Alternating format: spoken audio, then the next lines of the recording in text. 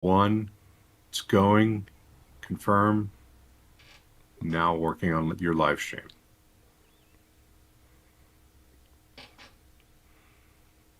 Hey everyone, welcome back to Fast Charging with Bear and Brian. I'm Bear. I'm Brian. And this is our 5th episode where we're going to talk about all things EV. And we've got quite a show for you today. We've got several things that we're going to be talking about, some real exciting stuff, for depending on your point of view, of course. And then we've got some other stuff, new EVs, and things about Tesla, things about Nikola, a little bit of Lucid hate going on that we're going to talk about. So, you pretty excited about this episode, Brian? I'm so excited, super excited. First, we got to ask in the chat, make sure to give us a thumbs up if you can hear us. And if you can't hear us, give us 2 thumbs up. I think that's how it works. Yeah. It does. It does. Yeah. So, I've got you in my chat. Howdy, gang. Who's ready for the magic? Hey, can you hear me, Brian? Can you hear me? I know you can hear me. I can't. I'm sorry. I'm just reading the captions. Good thing. Mm-hmm. What language? Spanish. I'm trying to develop my Spanish skills. Very good. You should, because you never know when you're going to be stuck down in Mexico and you need to. Muy bueno. You got any feedback from anyone? Stuck in Mexico. Yep. Nope. It all looks good. Good. Lockbird says he's present, but I'm not sure when he put that up. Yeah. We've already got comments about the CyberWhistle. Why don't we just jump into it? About the what? The CyberWhistle. The $50 CyberWhistle. Yeah, yes, that we just saw. Yeah. Well, let's jump into it. How many are you going to order? Oh, zero. I've already got the Cybertruck hat. No one's impressed. Yeah, I don't know. In a whistle, I think they'd be less impressed because what are you going to do? Take it out and just blow it? What do you think it sounds like? Odd. If it's Cybertruck shaped, it's going to sound weird. Yeah, well, it's a whistle. It's a whistle. All right. So you want to get started here, and you are up first. Mercedes-Benz teases upcoming hyper-efficient electric car with 1,000 kilometers or 620 miles of range. Why not? Why not? Batteries are getting better. Why not? I don't think this is impossible for anyone to do, especially in the kind of price range that Mercedes is. I think if Nissan tried to make a 600-mile vehicle, it would be priced in such a way that it might not be palatable to a lot of Nissan buyers, although they could do it with like a GTR. That's possible, yeah. So I read this article, and the thing that struck me was that this is really more of a concept. And even though they're going to be showing it in the beginning of January, it's not actually a real car. No. So I was a little disappointed on that. So that it looks like they're going to release it or show it all on January 3rd, 2022. But it looks cool, but that could be Photoshopped. From what little you can see. Well, yeah, if you think that looks cool, Nissan to launch 23 electrified models by 2030 and unveils 4 all-electric concepts. Concepts, yes. Yeah, so the concepts are cool, but these are way into the realm of concept cars. These will look nothing like this in production. I do appreciate the designers having the freedom to push the boundaries a little bit. I hope some of these aspects make it into some of these vehicles. Not so sure about the glass grille on the Nissan pickup, but it's a cool concept. Yeah. Growing up in New York City, I know that any car that you have is going to get bumped when people are trying to parallel park. They will push your car. Oh, yeah. With their car. Well, you got it. So you got to do what you got to do. Right. So the designs are interesting, but again, it's concept. And Nissan is one of those companies that has a lot of issues. Their CEO got arrested a couple of years ago, I think, for doing something. Concepts are really cool, but when these companies all start announcing these things that are coming out in 3 or 4 years, and then we kind of forget about this, and they never seem to show up. Well, But it'd be really nice if it did. any CEO who announces something that will be definitely real after they're expected to depart, it's not real. It's not real. Yeah. It's kicking the can. And Yeah, with Nissan having been first to the game with the all-electric Leaf being quite popular at the time, I was convinced that they were for real, and then they just dropped the ball. yeah, they really did. What do you think about the names of these concepts? They're going with an out kind of concept: chill out, max out, surf out, hang out. None of them will stick. None of them will stick. None of them will. These cars probably won't see the light of day. Yeah. But they talked a lot about lowering the cost of energy to $75 per kilowatt, and I know that they talked about some of the things that are in our next article. Yes. You want to go over to that one? Well, sure. Is it the Nissan to invest $17.6 billion in EV development over the next 5 years? So this is, to me, a really good example of the strengths of companies like Tesla and Lucid, where they didn't spend $17 billion to develop their cars. No, they didn't. They proved that they were a lot more agile and nimble and scrappy. If you gave any company $17.6 billion to develop an EV, it's going to happen. You would think it's a lot of money, and part of this, and I've mentioned this before, is that and they've got it in here, shooting for a market mix of 75% EV and e-powered plug-in electric vehicles and hybrids. Right. So again, we might have 2 EVs and the rest are plug-ins, and I think it's such a waste of money to continue to develop the plug-in hybrids, or the plug-in EVs. And the hybrids. I'm just not sure why they're going to put billions of dollars into retooling, designing, manufacturing, and putting out these vehicles that I'm not sure what the laws are on all these countries and these states that are going to restrict ICE vehicles. But is a hybrid still considered an ICE vehicle? For most, can you sell this? So in Europe, I think they're pushing for straight EVs, although I know BMW is not interested in pure EVs, but that may be beyond their control. But in the US, plug-in hybrids often qualify for the subsidies and discounts and whatnot and rebates. Yeah. Well, here in Arizona, they do not qualify for the alternative fuel plate anymore. They used to. And what that gets you is access to the HOV lane plus your tags. Arizona's tags are extremely expensive, but if you have a full EV, it goes down to almost nothing. And you can register the car for 5 years at a time for about $150. Wow. Otherwise, like my Cadillac, the last ICE vehicle I had, which was an Escalade, the tags were, and it was 2 years old, and it goes down each year, but it was $1,500 a year.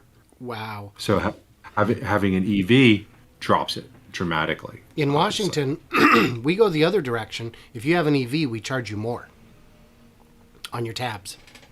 Because you're not paying gas tax, my friend. But you're not using gas. I understand the whole logic behind that is that the gas tax is used to pay for the roads and you're still using the road. So I do get that.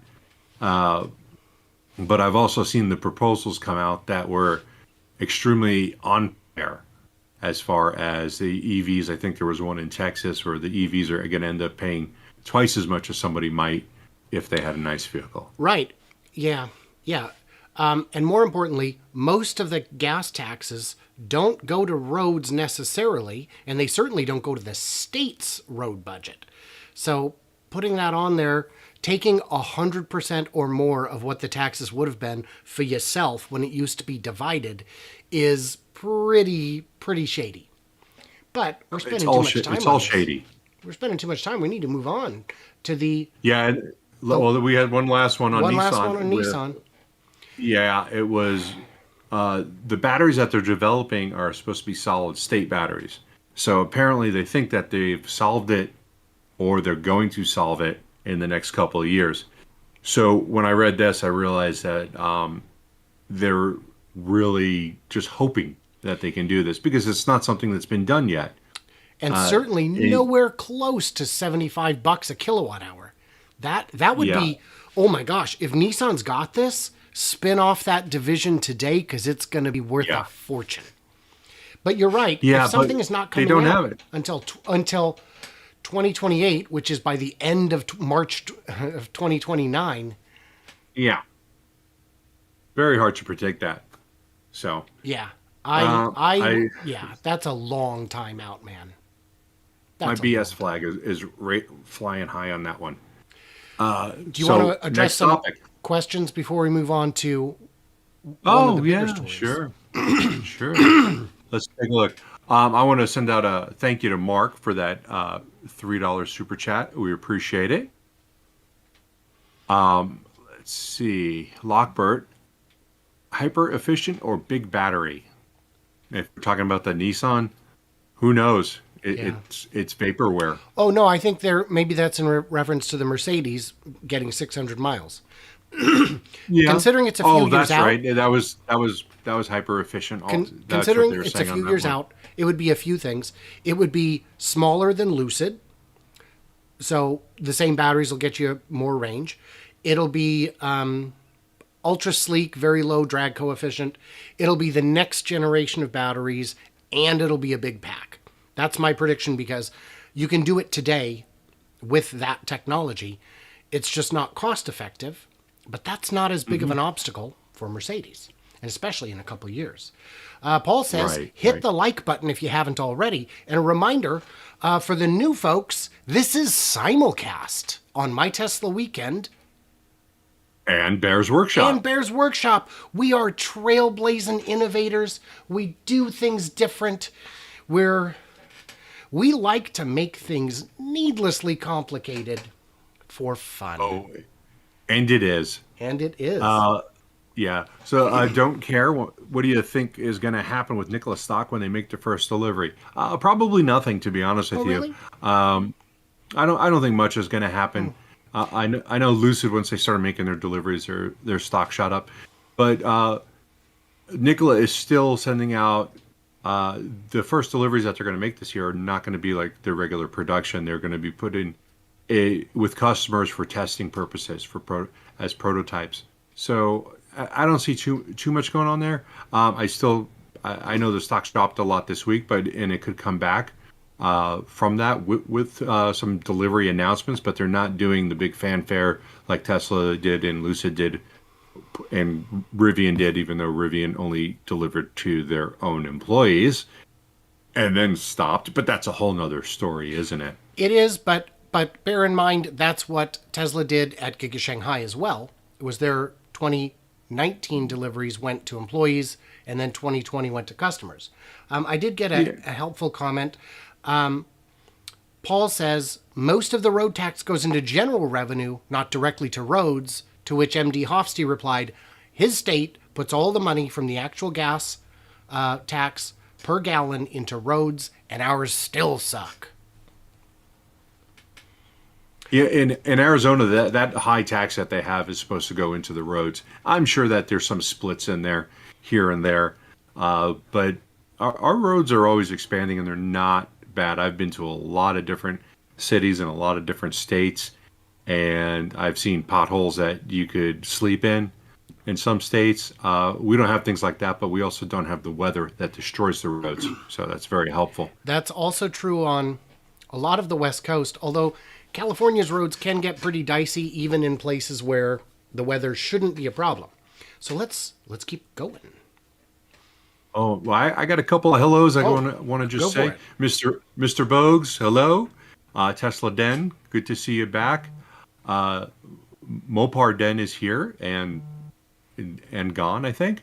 Hello to Daniel. I see you're in the chat also. And let's move on. And you ready to talk about this one? I know you are, and I am excited as well. Okay, so Rivian had its first R1T towing test, and in my opinion, even though some people think this is was to be expected, I think this is worse than is actually mentioned for several reasons. 62% range loss. I think at some point somebody said degradation, but it's not degradation. It's just loss of range while driving. Degradation is when your battery goes out and doesn't come back. So the R1T has an 11,000 pound towing capacity. Let me highlight it over here. Okay.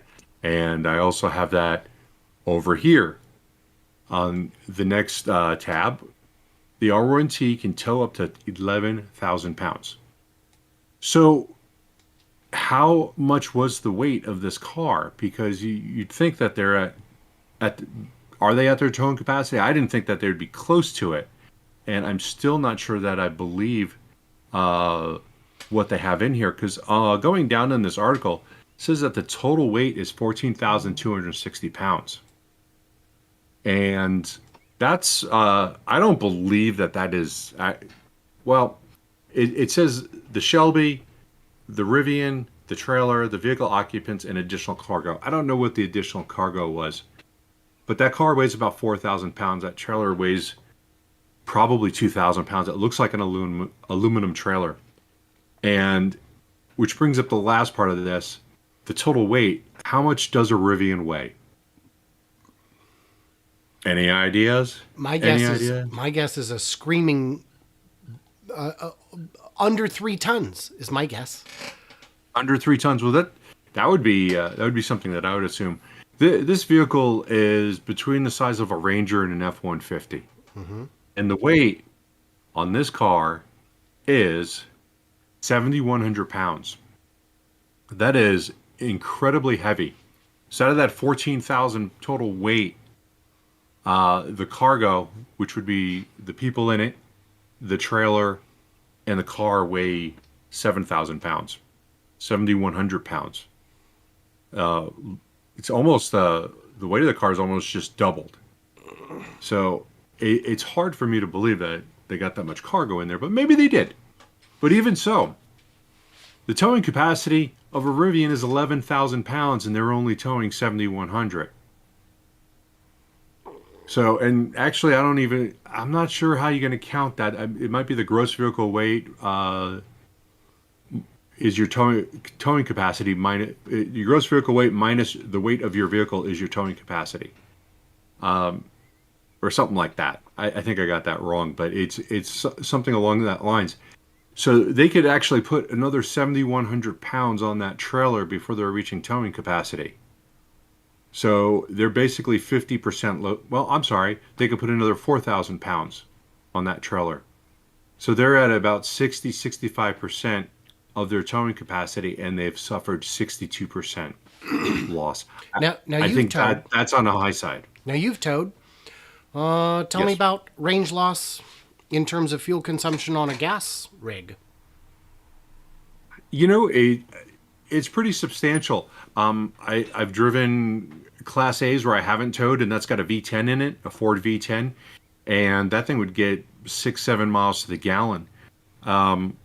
I've towed a dually. Well, with a dually, I towed a fifth wheel that was 42 feet and probably weighed upwards of 18,000 pounds. I would get 7 or 8 miles to the gallon if I was lucky.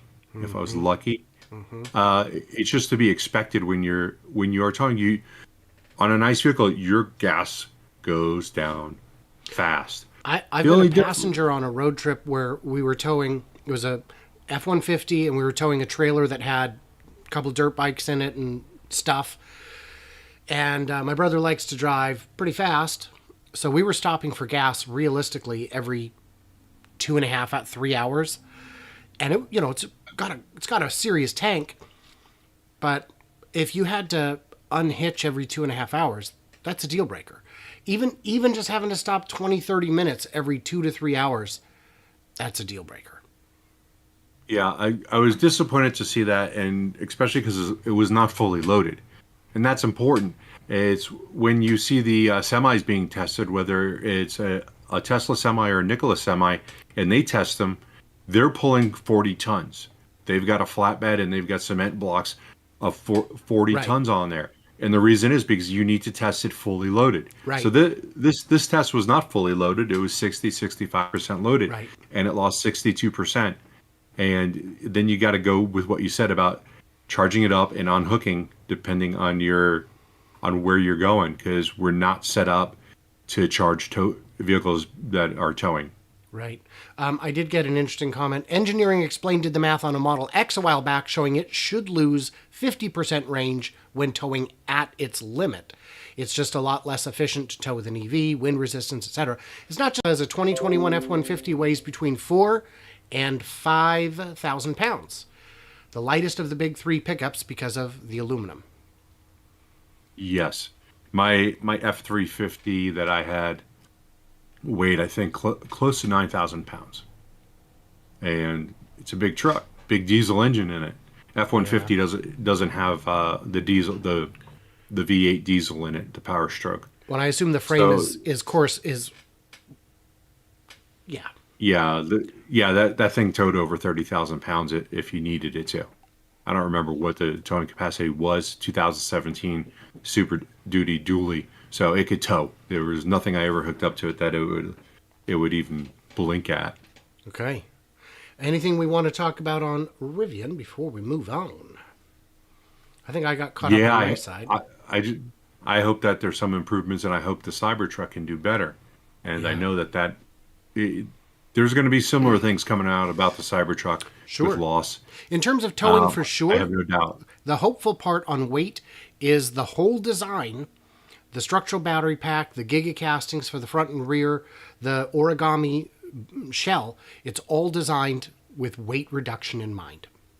Yeah, and it's so important. And listening to Sandy Munro talking about getting rid of fasteners so that you can save weight. You don't use so many don't use these types of fasteners. Use these.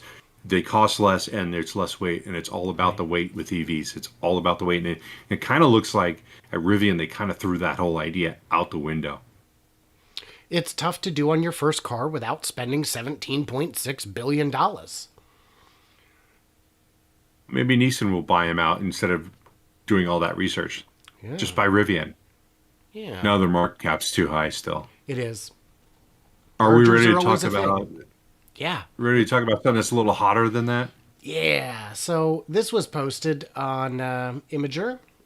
We've got BMW i3 randomly burst into flames. En fuego. No bueno. That's hot. But, it happens. And then the second part, we've got this Chevy Bolt fire at a dealership. Apparently, this was one of the employees' cars. They did not send the car back for the battery recall. I assume because there's no batteries to replace them with. And hashtag Mary Lead. Yeah. Yeah. And then you brought this one up, I think. Chevy Bolt and Bolt EUV production halt extended until 2022. They want to focus on getting their 140,000 Bolt batteries replaced. That's why the last guy was on fire. Do you think that's 140,000 cars you can't build and sell new? Yeah, it's going to cost them $1.9 billion. Do you think that they are covering the cost of the cars that burn? Boy, that's a good question. That's a good question. I assume they're kicking that off onto the insurance company, and that the insurance company would have to go after General Motors for that.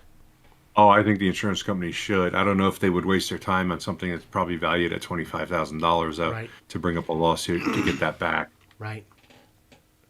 That's what they're counting on. It could be a quick settle though, because could be. And you You want to talk about highway vehicle fires. I just wanted to point out that just because we showed some EVs burning doesn't mean EVs are prone to fires. There are more than 170,000 highway vehicle fires. That just counts the highways. That doesn't count. My stepdad had a 94 Ram that spontaneously burst into flames. But because he's old school, he had a fire extinguisher in his truck and put it out. And the dealership fixed it. It was under warranty, but his truck randomly burst into flames. Apparently, and I don't know, somebody can fact check me in the comments, gasoline is combustible, I've heard. I don't know. Have you heard that? Yes. Yeah, I heard about that, but I still don't believe it. I'm going to see if we can get that fact checked. Yeah, we should. Paul commented, they're leading the world in EV fires. They're leading in everything. Yeah. That's what true. I've heard. I've heard nothing to dispute that. And in this article, it does talk about all different companies and different fires that they've had, and there was one vehicle. Speaking of Bolt, but what if that Bolt caught fire on a transport ship and caused $100 million worth of damage because they had a Ford Escape that caught fire. Was it back in 2015? And I think that was the date on it, and destroyed $100 million worth of cargo because it was under recall, but because the truck, if you want to call it that, the Escape, was out of the country, the owner never got the notice about the recall. So stuck it on a boat, the whole boat caught on fire. That's pretty shocking. Risky stuff, because a lot of people do die in these things every year for things that are ridiculously easy to fix.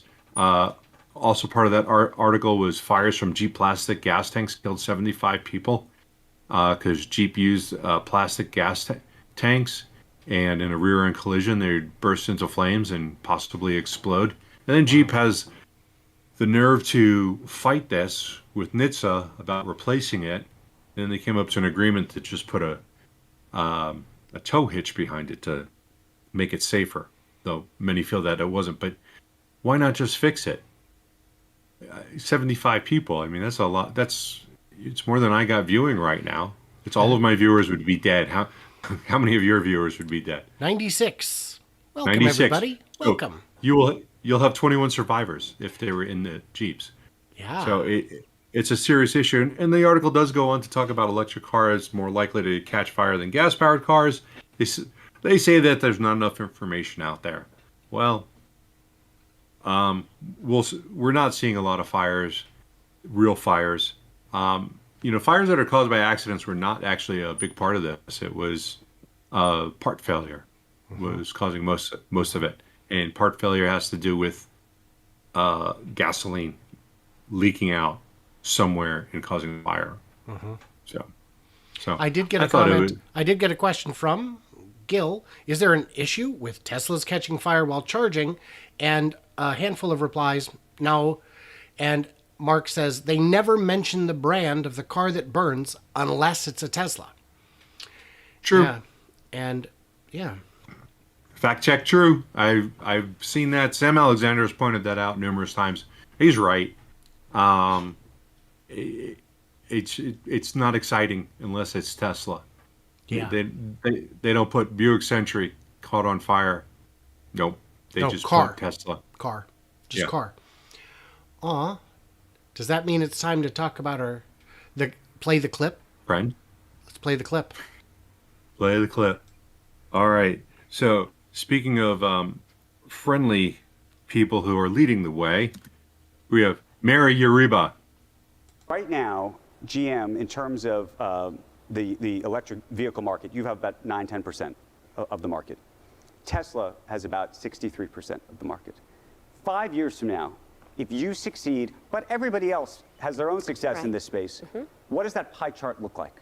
Well, we have said, just like we're the leader today, if you set aside, with the distortion that's happening with the semi shortage, we have been the leader in the United States. We've been number 2 in China for many years. I think when you get to, wanting to get, excuse me, to, 50% all EVs, you have to win customers that they only drive one vehicle, they only own one vehicle. They depend on that vehicle every day.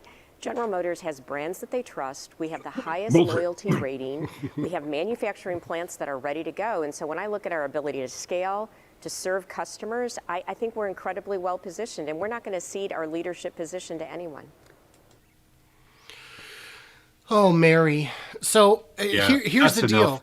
If I introduce you as a doctor, your job, Bear, is to say, by the way, I'm not a doctor. But apparently, if you introduce Mary Barra as the leader, the global leader in EV, she's like, yeah, that's me. And if you push her on it, she's like, no, seriously, I'm a surgeon. Mary, what are you doing? Maybe she stayed at a Holiday Inn Express last night. I don't know. But Mary, you led to the Holiday Inn Express. You got a good night's sleep. How? So she's leading the Chevy Bolt. She's got to be part of the leader in that, because that is leading in fires. That's right. That was said earlier. So the Chevy Bolt loses the Consumer Reports recommended rating. Oh yeah. That's And for Consumer Reports to actually do that, they now realize they're going to lose ad revenue from GM, but they still actually did it. So they must really believe it. Yeah. Yeah. Yeah.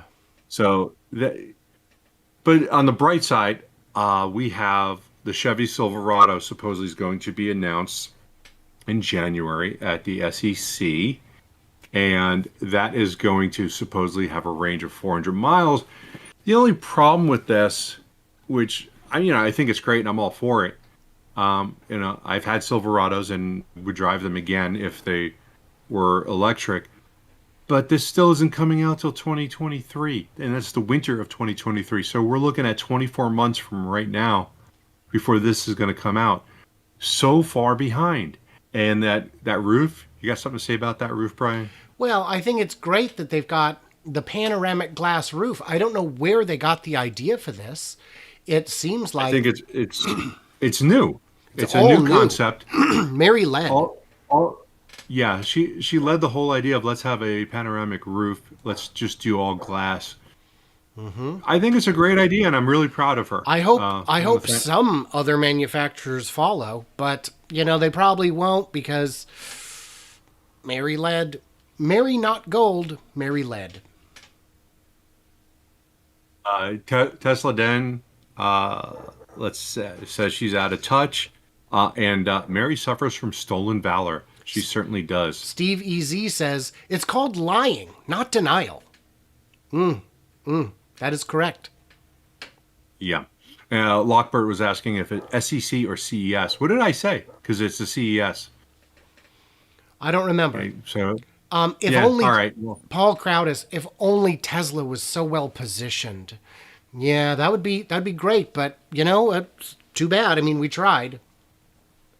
I'm wondering where all these manufacturing facilities are that she's talked about, because they're not set up to make EVs. No, and we know that retooling them is a nightmare, which is why even Ford is building new factories in some cases. Yeah. And that's why the Mach-E factory is an all-new factory. Yeah, it's not as easy as just hermit crabbing into a space, as even Tesla will tell you, because the Fremont factory, the old Numi factory, was a lot of work to retrofit and get to work. And the efficiency losses, I mentioned this on a video recently, but I'll do the math a little differently. If you can save $25 on a car, and you're planning to make 2 million cars a year, over 10 years, that's $500 million you saved. And if the car costs $50,000, that's what, 10,000 extra cars? 100,000 extra cars? I'm too lazy to do that math. My brain, not fully engaged. Got to work on staying pretty. The presentation is the number one factor here. The haircut is incredible. I love it. Thank you. It was quite affordable. Consumer Reports only changed because you can't recommend a car that isn't even on sale. You know what? Is that really why they? Is that really why they did? No, we don't know. But once the car goes back on sale, what if they change the rating back to a buy? Yeah, then I would say that there's definitely some ad revenue from GM that's tied into that. Hockey Day pointed out the SEC should be all over Mary, because if Elon claimed this, they would be. If you're making a false representation publicly that can affect share value, that's stock manipulation.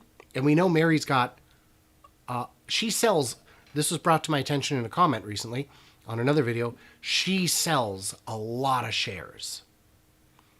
Does she? Oh, yeah. Oh, yeah. Does she get a lot through options and whatnot, or? Oh, yeah. Okay. So she probably likes to go on Amazon and buy everything. Right? Right? Yeah, that's why I would sell shares if, Amazon, because I just buy everything. Mary thinks GM stands for Grand Mary. Maybe. Yeah. Maybe. I think we can move on. I think we can too, because this is my big story. Everybody who follows me is going to know what I'm talking about. And that is Sandy Munro announced last week that there's a new series coming. And it's going to be on Nikola. So that, to me, is an awesome step for Nikola. They've got a lot of things to do to keep turning around the company to prove to everyone that they're real. And having Sandy Munro, who is the guy, he's the guy that people look to for an honest opinion on everything. If it's crap, he'll tell you that it's crap. He doesn't take bribes. He doesn't take money that way. And that's part of his deal, is that he's not gonna lie and fluff things up. And he has said just the same thing in his videos. Of course, maybe he's lying. People lie on the internet. Maybe we'll talk about that later. But I trust him. I believe him. Sandy Munro had a video out with E from Electrified. Not everybody's favorite person, I've heard. But I just want to play this clip real quick. I'm trying to look around my microphone and listen to what Sandy has to say about hydrogen trucks. So, tell me a little bit more about that.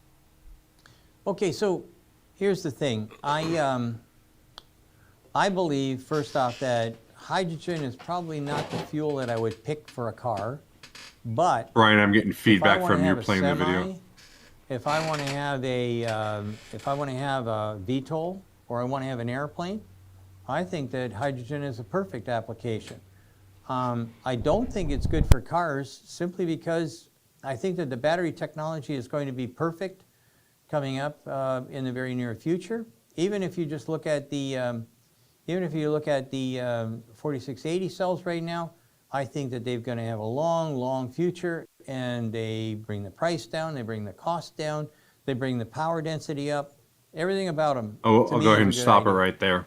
For So it was obvious from that statement that was made 6 months ago, back in February, longer than that Sandy Munro is a fan of hydrogen for long range and for other applications like VTOL in buses and things like that. Well, maybe not buses.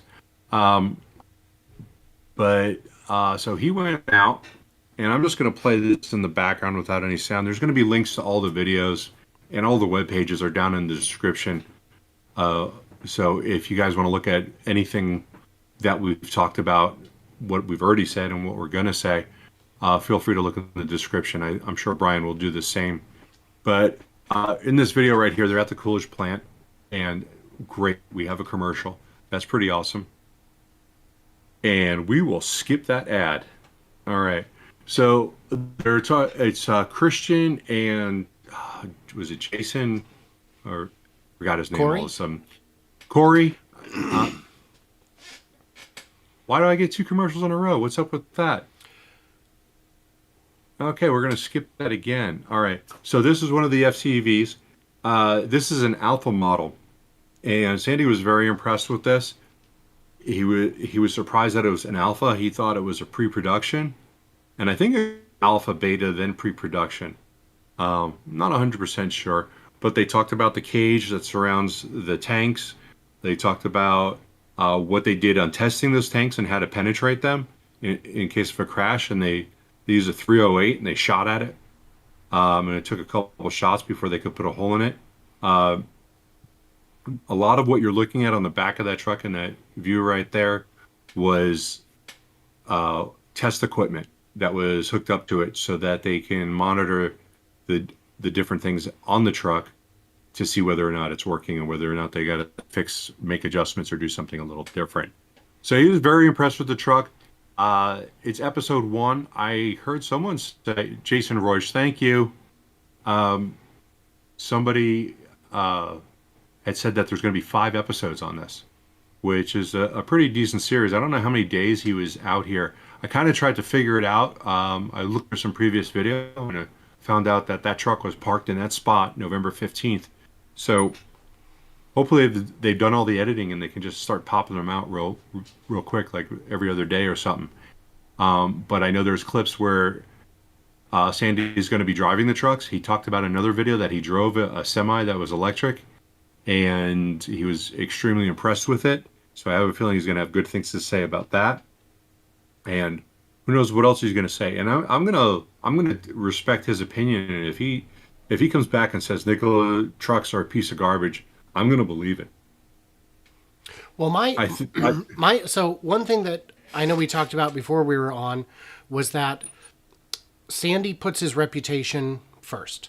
So he doesn't, you notice he doesn't do sponsored episodes unless it's a supplier or a manufacturer that he believes in. But my question is, and it's not clear, is what is the arrangement here? I mean, was Sandy asked to pay his own airfare and hotel and everything? Did he get no compensation? Is he a consultant? Because he does go out and do events for like Arcimoto, but he is hired by Arcimoto. They did hire not Sandy, but Munro and Associates to consult on the vehicle. So now, that I'm sure we will find out. I think he's paid. I think he's a paid consultant, but that doesn't. I don't think that he is going to be a paid consultant for someone and do videos and say, I will not say anything bad about your vehicle. Right. So I don't think he would do it if that was part of the contract. But if they hired him, that's a great move. Right. They should hire someone like him to help find where they can make improvements. And what I would point out on that is he's not, if he is paid, which I think is likely, he is paid as a consultant, not as a cheerleader. He's not a social media influencer pushing today's hottest celebrity vodka. How do I get that gig?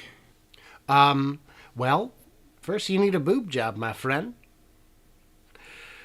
Does it have to be on me? Yes. Okay. All right. Well, I'll put that into consideration. Right. So, a quick comment is that somebody had pointed out that unnamed man, as long as you make the hydrogen from renewable energy electrolysis and not hydrocarbons, to which several users pointed out, electrolysis is expensive. Gray hydrogen as a byproduct of natural gas extraction is very cheap. So currently, almost all hydrogen, all commercial hydrogen, is dirty.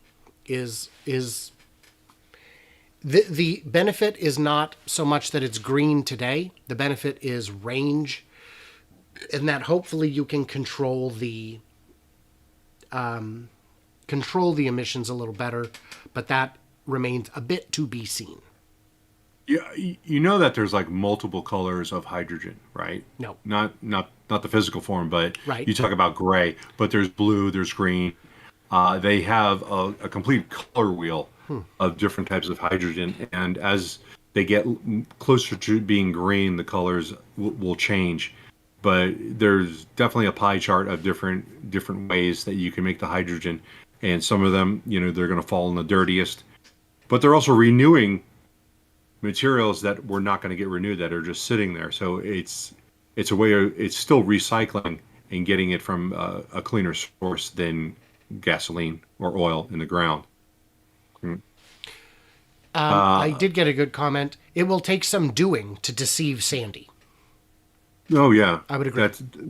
That's true. Let's see. Don't care says Sam Alexander will say that Munro's been paid by Nikola.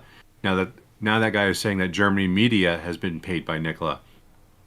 Yeah, I really doubt that Nikola is paying anybody money in the media because the media is not their friend. No. Tesla Den says Sandy Munro's integrity is not an issue with him whatsoever. He tells it as it is. JKM says if this was a consultation, Munro wouldn't make a whole series on it. I think he still could. He's done consultations before. I got a mosquito. He's done consultations before and made videos on them for other manufacturers, and I think that's one of the reasons why he's no longer doing consultations for what he says he's not doing them for ICE vehicle manufacturers anymore. That he's only going to do it on EVs. Sure. Tarek said, Sandy needs to be careful. He is not being suckered, being part of the fraud because he is seeming to give them credibility. So I wanted to address that because Sandy is not addressing the company. He's addressing the technology. And the two can be separate. If their plan is fake it till you make it, they may be on the verge of making it. That is a true statement. If that was their plan, fake it till you make it. And I think Trevor was faking it till he makes it, but I think he brought in people that could actually do it. And lo and behold, they've got trucks. I saw numerous comments on Twitter regarding this, that these trucks aren't running, that in this video, this vehicle is not running. It is not a functioning video or a functioning FCEV yet. They were filling it up, getting it ready for its first test, but this vehicle had not run at that time. And that's when I look back to see when this was filmed, because I'm pretty sure I've seen this truck driving around. It's the breast cancer awareness truck. Oh. So it's easy to spot. It's got pink sides on it. But I'm not 100% sure I have seen this one driving around. And but the this is big all thing part is, of their with it being- testing. And it's With it being episode Okay. 1, we'll probably be looking at this next week if the video comes out. If not, when the next... I mean, it's labeled episode 1. There's going to be more than one. Yes. And we saw the clips of him. He was getting into at least... he got into at least one FCEV right at the beginning. Short clip, but you can tell them from the outside because the battery ones don't have that large stack right behind the cab. Right. Are we... Are we ready to go to the next one? Do you have any comments you need to address? Let's see. JKM, I'll just throw that last one. He was gasping because he couldn't believe that was an Alpha. And people are now talking about whether or not you should be touching a truck or being around the truck that's being filled with hydrogen. I know that line was connected, but I'm not sure if it was actually being filled at that moment. And I have a question for you. I haven't read it yet, so hopefully it's not anything weird. This is from Don't Care. Do you like Tesla Semi? If you says yes, why don't you like Nikola if they have a BEV too? And I think they have more technology because they will have the FCEV. So, I'm not a fan of fuel cell EVs. But that's a much bigger topic than I could get into in a minute. I don't dislike Nikola. I don't have a sufficient frame of reference to consider all of the aspects of heavy hauling, of big rigs. There are a lot of people out there who are saying Nikola is going to be the first to market with a BEV semi, and they're not. Those are already on the market. There are already other companies who have delivered test fleets to customers. They can still be a player in this space, and I hope they will. But prototypes are a lot easier than production, and they've got a very painful path ahead before they can actually get to to a place where their future is more certain. And they have a big area that they need to build out to have the actual production line. I know you commented on Twitter about it just looks like a big empty warehouse or a garage. Yeah. And they have to take this entire space that they're making and continue to expand it, which costs money. And then they have to actually have the production lines. And they plan on having it. They've got it in Germany right now, where they do have I would probably call it more of a prototype production line, because they're still developing the truck, so they're not just mass producing these vehicles yet. Right. But they want to get up to 30,000 vehicles out of Coolidge a year, and they have a lot of build out to do. There's a lot of the factory that needs to be built, where they're probably only at about 25 to 30% of the structure is built. And when you have to redo these areas so that they're an actual production line, they have a paint shop they're going to be that are part of the plans. So they've got the plans to do it, at least on paper they do, but they will have to completely build out a factory that can run an actual production line. Yes. And I would say that the obstacles standing between where they are today and a capacity to produce 30,000 a year is monumental. It is a Herculean task that is going to be very, very difficult. Well, they do have some people at Nikola who've got a lot of experience with that. Mark Duchesne, for example, and he's the head of global manufacturing. And he's got a lot of experience working with other companies doing just that. So hopefully they've got the right people and they can make everything happen the way that they want. But it's something that we're just going to have to wait and see. We're going to keep doing the flyovers every Monday, Tuesday, and Wednesday with live commentary on Monday at Bear's Workshop, and we will see how things progress. On that note, let's talk a little bit about Q3 deliveries for Tesla. So this is pretty interesting. U.S. auto sales in Q3, Toyota right at the top, not a big surprise. Ford, good. Honda, Chevy, but then you get down here, Tesla, 99,000, ahead of GMC, Lexus, and Volkswagen. They're ahead of Volkswagen in Q3. That surprised me. That tells me consumers may have a lingering distaste since Dieselgate. And you could look at that and say, well, maybe they didn't export as much as usual. Tesla North America does not export apart from the models S and X. So that's, it's huge. It's all in the numbers. Yeah, it's only getting more bigger. Than GMC. That was the one that really got me, because GMC is the same as Chevy. It's just a slightly upgraded Chevy, whatever it is, whether it's the Tahoe and the Yukon or the Silverado and the Sierra. It's just a slightly upgraded with a little nicer touch on the inside, which I still think is just odd that they have the same brand producing the same thing just for brand loyalty. Yeah. But that's what some companies do. Sure. So since we're kind of behind, we're going to scream through some of the next ones real quick.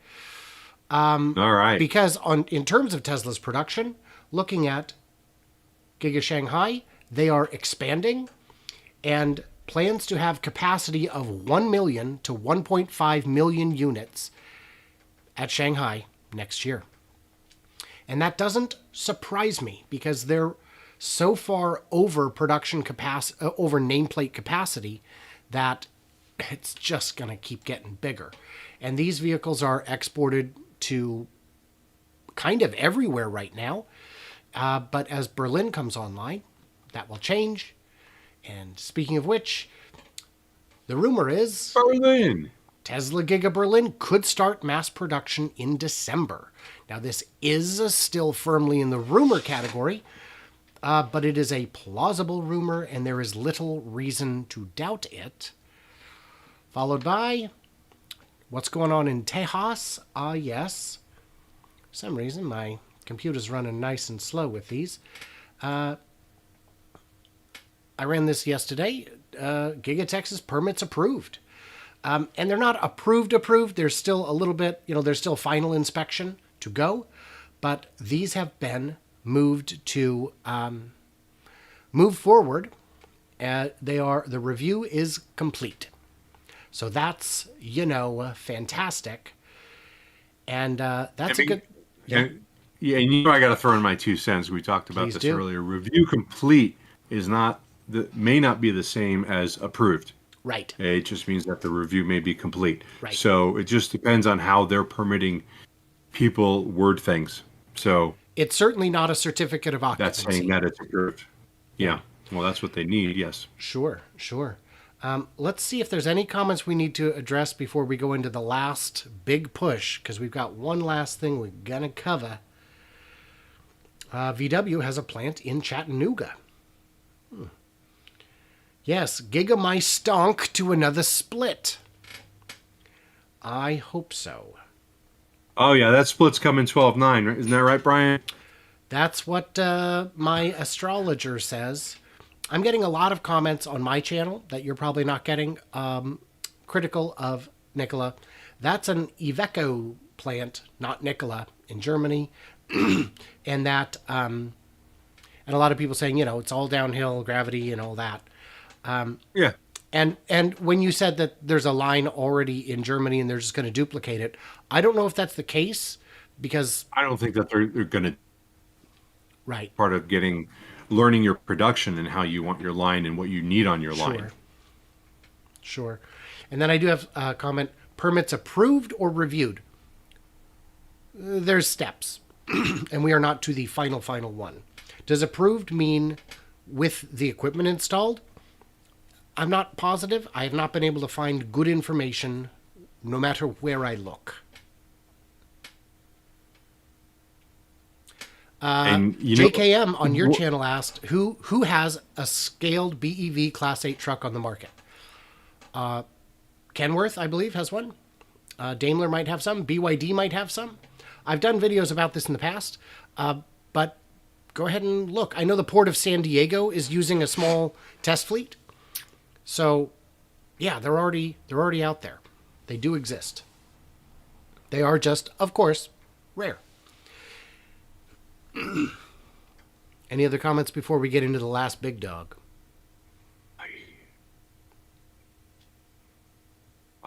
No, I'm good. I know we're running short on time, and this next topic is me whining about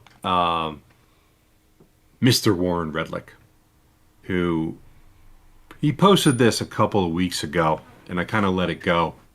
But now he went after Dillon Loomis because he thinks Dillon went after him. Because Warren seems to have a goal of just trying to make videos so that he has viewers. And it's starting to feel very clickbaitish to me. Either that, or he is just such a Tesla fanboy that he doesn't want anyone else to succeed. And that goes too far. I own 2 Teslas. I love Tesla. Okay. But if someone comes out with a product that's better, and if Lucid's product is better, it's going to come down to personal opinion at some point, whether you like the car, you don't like the car over a Model S. Let people decide. Have competition in order to keep things going. But that being said, Warren put out this picture. These 2 pictures. The one on the left shows the Lucid site in May, and it was taken May 23rd. And the one on the right, which was probably taken in November. I just can't see the full date on there. I can November open that 12th. up. November 12th. So he cut out my watermark, which is slimy. He did. Yeah, he did. And he took this picture to make it seem like nothing was actually happening. But it's not true. And to put out the tweet, let me get back to it. To put out the tweet that actually says, here are 2 photos from Bear's Workshop made in November. All they're doing is pushing dirt around. Well, Warren's watched the videos. I know he has. I've been on Warren's show, And we talked about it, and all he wanted to do was tear down Lucid and say that he wants them to succeed, but he thinks that they are a scam.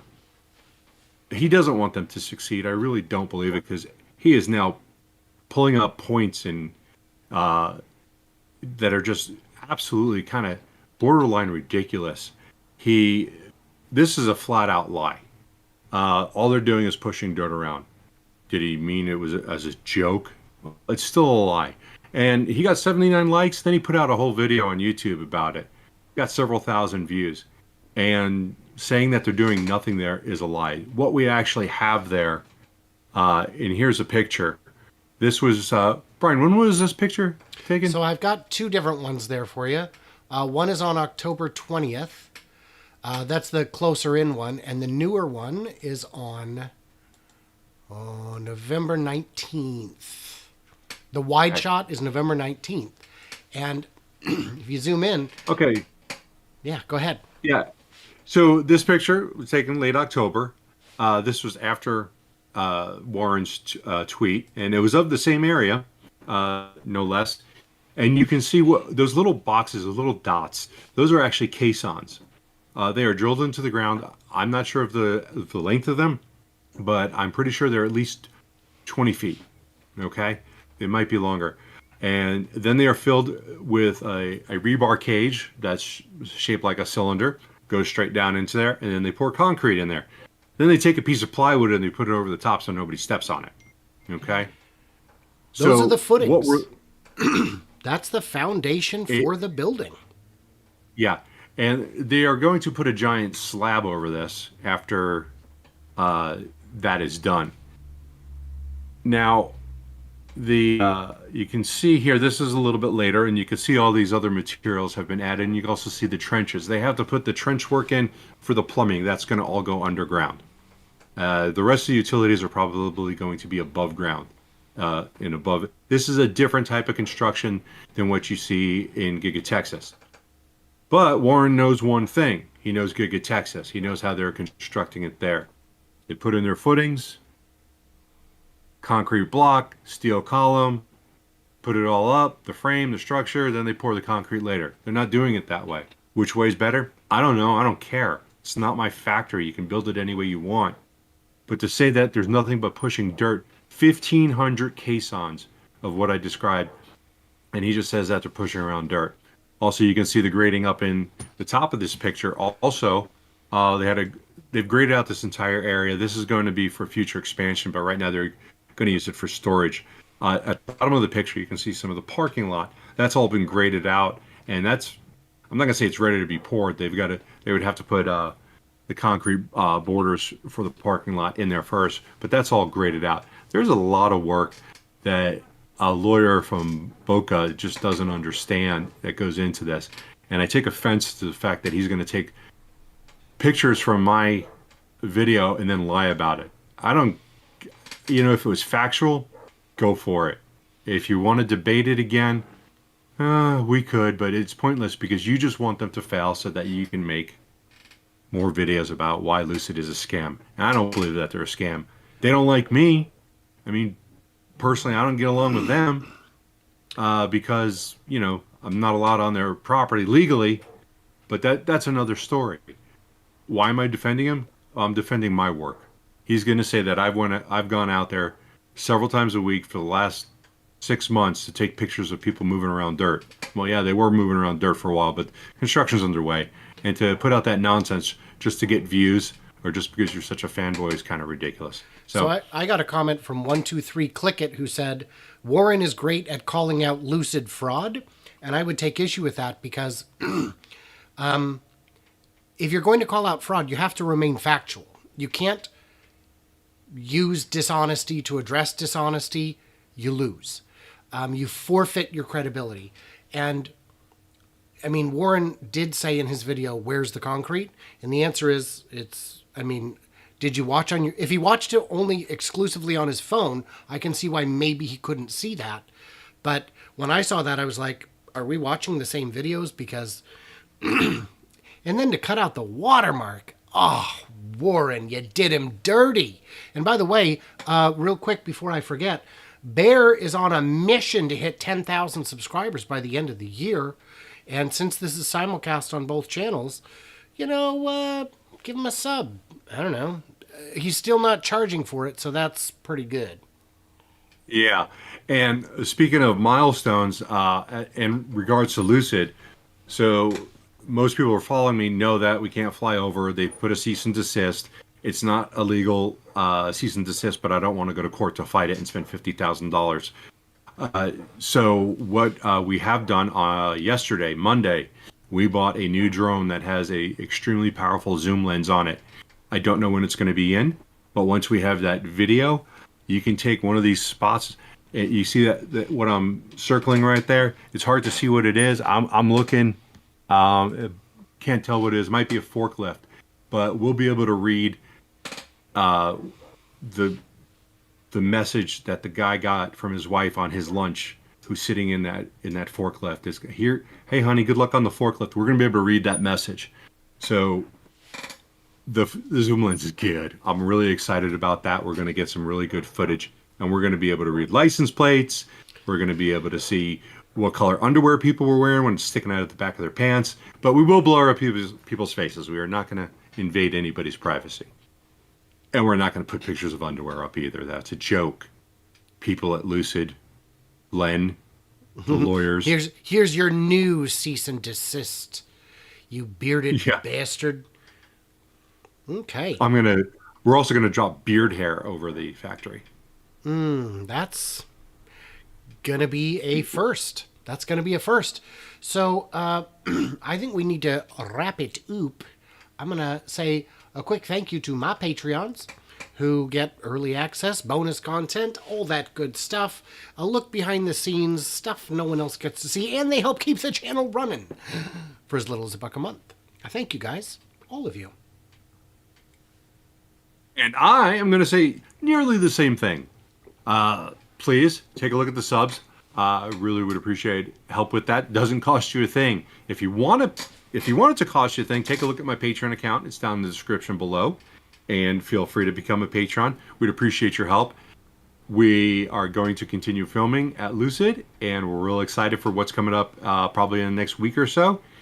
And we're also going to be back here for our next Fast Charging with Bear and Brian. Next Tuesday. Yeah, 4 p.m. Wanted to also give a quick shout out to Bear's Monday live stream, which he does somehow without me. I don't know how he gets through it, but apparently he does. And I do a live stream on Fridays at 7 p.m. Pacific. So if you guys get a chance to join either of those, or subscribe, or like, or dislike, I mean, hey man, if you made it this far, who knows? So I think with that, we should probably wrap it up. We are done. Yeah. We're going to call this. Everyone, thank you again. Thank you, guys. We'll see you next week.